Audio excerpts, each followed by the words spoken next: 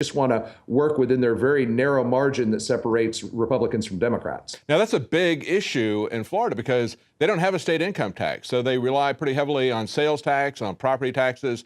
So what would you do with that lost revenue that they're currently getting on property taxes with that exemption? Well, property tax in Florida funds the counties and municipalities. We also have a 6% state sales tax. The state collects 6% at every dollar. My plan is to cut the state budget by 30%, and then when we do, we can actually reallocate approximately 2 cents out of that sales tax revenue to the county. So it's revenue neutral for the counties. There's still plenty of money for the local services, police, fire, schools, roads. But yet everybody in Florida has, on average, an extra $200 in their pocket every month. So that's real economic stimulus the free market way. That's great. So that's some pocketbook issues. Now, you're, of course, running as a libertarian. You've been an activist on some civil liberties issues, notably the TSA back in 2011, Real ID. Give us your take on some of the civil liberties issues that confront Floridians that you would stand up for. Well, they're the same issues that are confronting people all across the U.S., having to do with the decimation of our Bill of Rights, the First, Second, Fourth, Fifth Amendments across the board.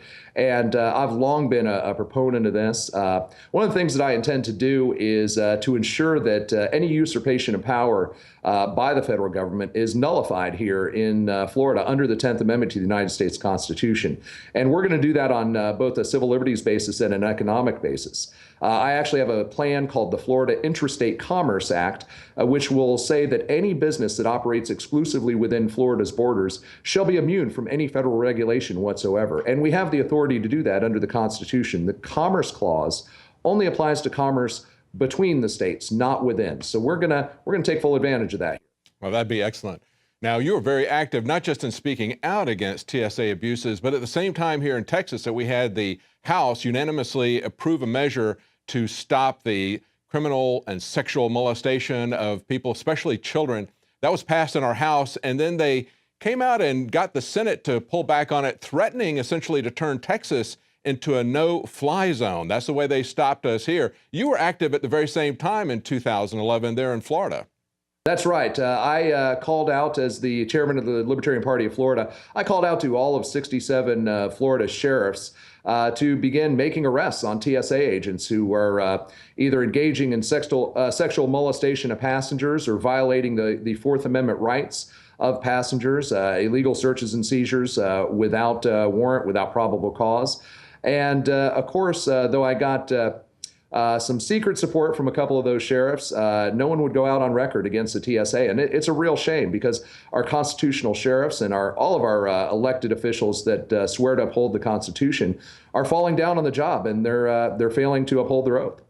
That's where I think we can have a lot of effect. People believe they can only affect change by sending someone to Washington.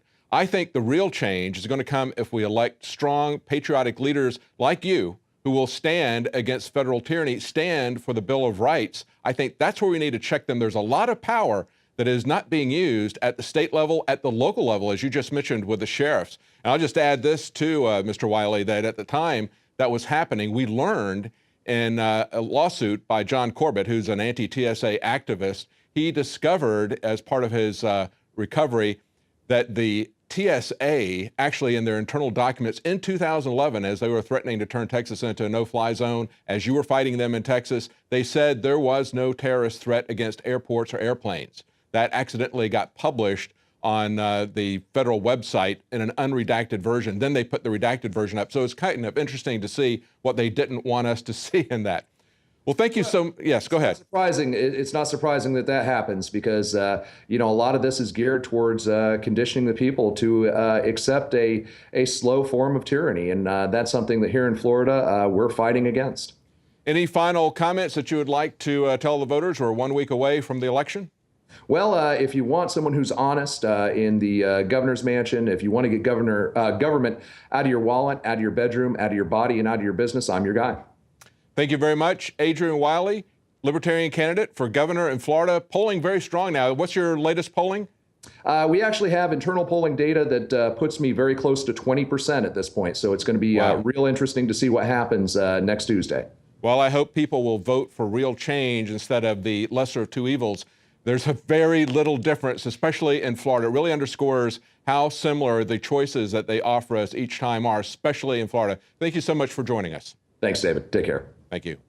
And again, I would underscore that our election coverage beginning next Monday with pre-election coverage and the live election coverage that we're going to have election night on Tuesday, November 4th, it's going to be a little bit different, of course, than what you're going to see in mainstream media. We're going to look at the issues. We're going to look at whether or not these issues are going to be affected for the better or for the worse, depending on which party is in power. And we're going to look at ballot issues state by state. So it's not just going to be a Republican versus Democrat horse race type of coverage. Now, that live election coverage on Monday and Tuesday is going to be on Prison Planet TV.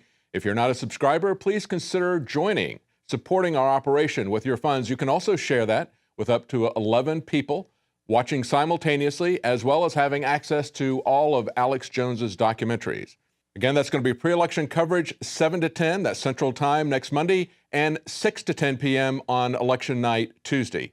We'll be back tomorrow night at 7 p.m. Central, 8 p.m. Eastern.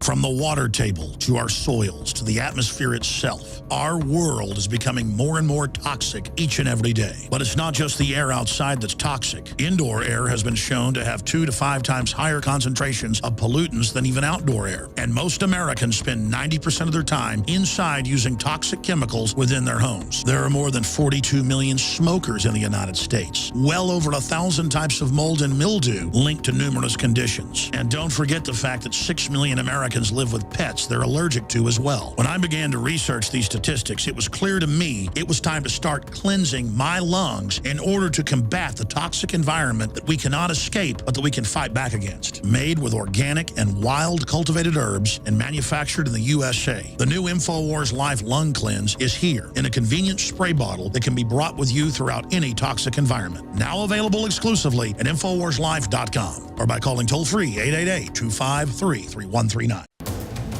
You are watching the InfoWars Nightly News, which airs 7 p.m. Central at InfoWarsNews.com. Members can share their passcodes with up to 11 other people, and your support is helping us defend liberty worldwide.